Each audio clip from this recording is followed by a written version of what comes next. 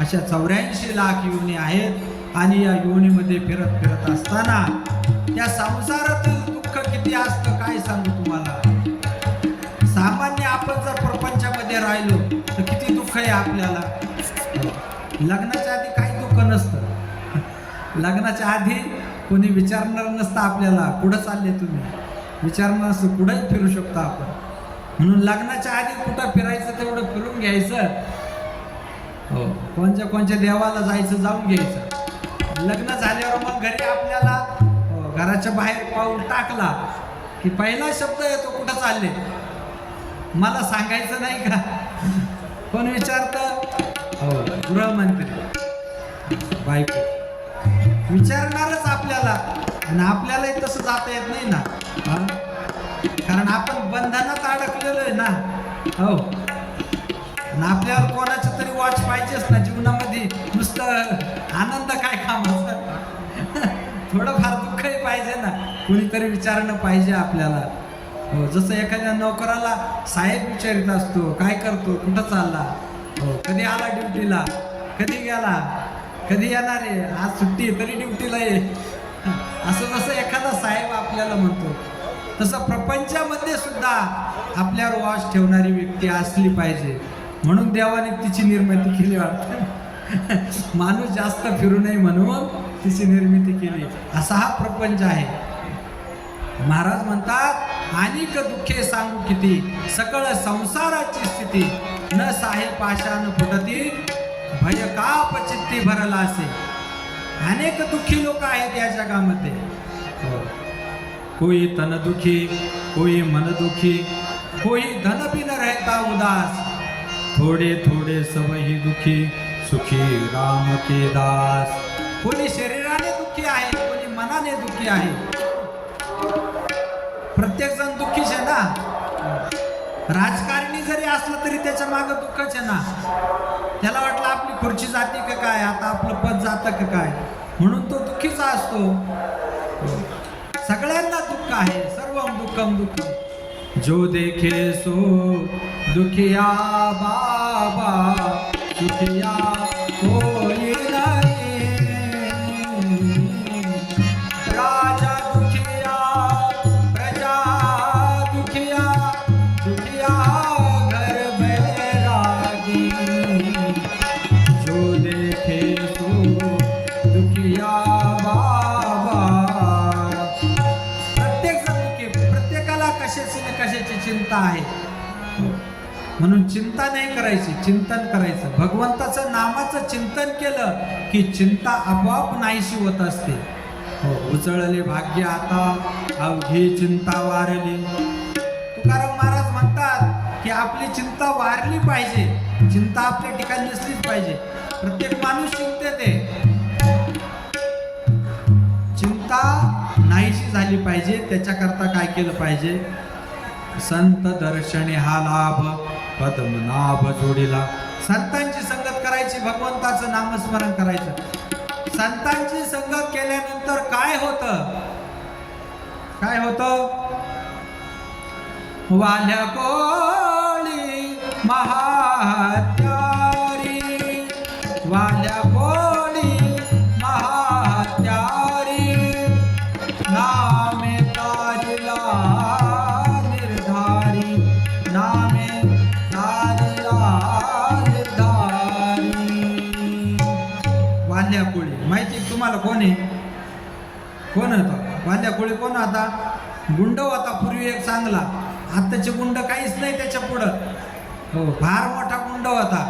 हो, दुष्ट कर्म करायचा. त्याने 7 राजन खडे असे भरले होते. किती लोक मारले होते त्याने. आत्ताचे गुंड किती लोक मारतात. किती लोक मारतात. इतका तो मोठा पापी होता. अनेक लोकांना मारायचा. पण एकदा साधूची भेट झाली. कोणाची भेट झाली. साधूची. कोण साधू होते.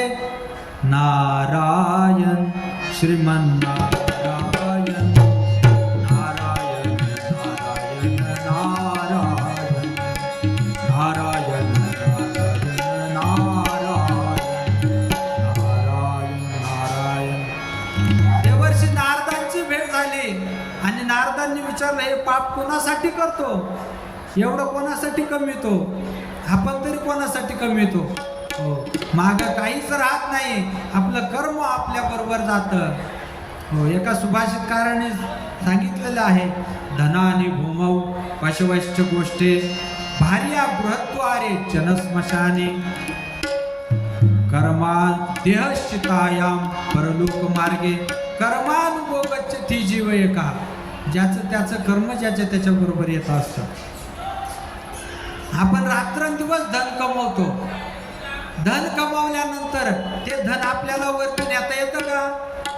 वरती म्हणजे आपण मेल्यानंतर जिथं जाऊ तिथं नेता येतं का? नाही नाही नाही नाही. धनानी भूमौ म्हणजे धन हे भूमीवरच राहतं.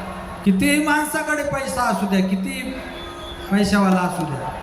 आता कोरोनामध्ये आपण बघितलं, हो, कोट्यावधी लोक होते, पण काही परिणाम झाला नाही. त्या काळाच्या पुढं कोणाचाही चालत नाही, धनाचा काही उपयोग झाला नाही. म्हणून धनानी भूमौ पशवश्च गोष्टी. हो, संसारामध्ये आपण अनेक गाई म्हशी पाळतो, त्या गाई म्हशींचा काही उपयोग होतो का? नाही नाही, त्या गोठ्यामध्येच राहतात.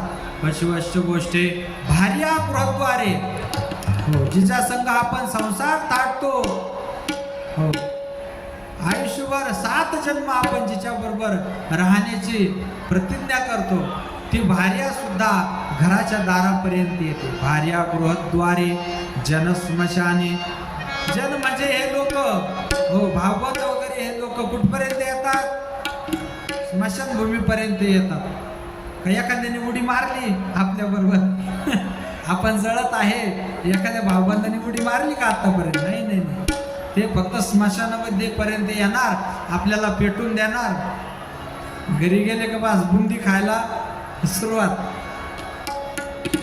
धनानी भूमौ जनस्मशाने देहश्चितायाम. हा जो देह आहे आपला, हा चिता त्या ठिकाणी भस्म करून टाकते.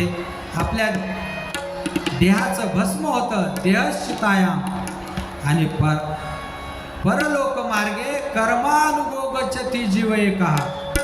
आपलं जसं कर्म असेल तसं आपल्याला पुढचं फळ प्राप्त होत असतं. आगा कर्मे जै उरावे तै तिही सुखदुःखी फळावे, म्हणून भोगावया यावे देहा एका. केले कर्म झाले तेची भोगा आले, उपजले मेले ऐसे किती. म्हणून साधूची वेळ झाली कोणाला? वाल्या कोळेला. आणि वाल्या कोळेला सांगितलं, हे पाप ज्यांच्या करता करतो ना ते कोणाचेच कोणी नाही बाबा. तू तुझ्या बायकोसाठी करीत असेल, पण ती बायको तुझी नाहीये. ती फक्त जोपर्यंत तू घरी काही धन नेत आहे तोपर्यंतच तुझी आहे. एकनाथ महाराजांनी सांगितलं ना, नाही कुणाचे कोणी तुझे नव्हे रे कोणी, अंते जाशील एकलार प्राण्या माझे म्हणून, माझे म्हणून. नाथ महाराज म्हणतात की नाही कुणाचे कोणी, बहीण कुणाची, भाऊ कुणाचा, कोण कुणाचे सगळे सोय. मेल्या पाठी सर्व राहिले तुटतील धागे दोरे. मेल्यानंतर कोणीच आपल्या बरोबर येत नाही, काहीच राहत नाही, फक्त आपलं कर्म आपल्या बरोबर जातं. वाल्या कोळेला नारदांवर विश्वास ठेवला. नारदांची संगतीचा परिणाम असा झाला की मनावर परिणाम झाला आणि त्या वाल्या कोळेने त्या वेळेपासून देवाचं नामस्मरण सुरू केलं. परिणाम असा झाला, प्रभू रामचंद्रांना जन्माला येण्याच्या अगोदर त्या वाल्या कोळ्याने रामायण निर्माण केलं. रामायण रामाआधी.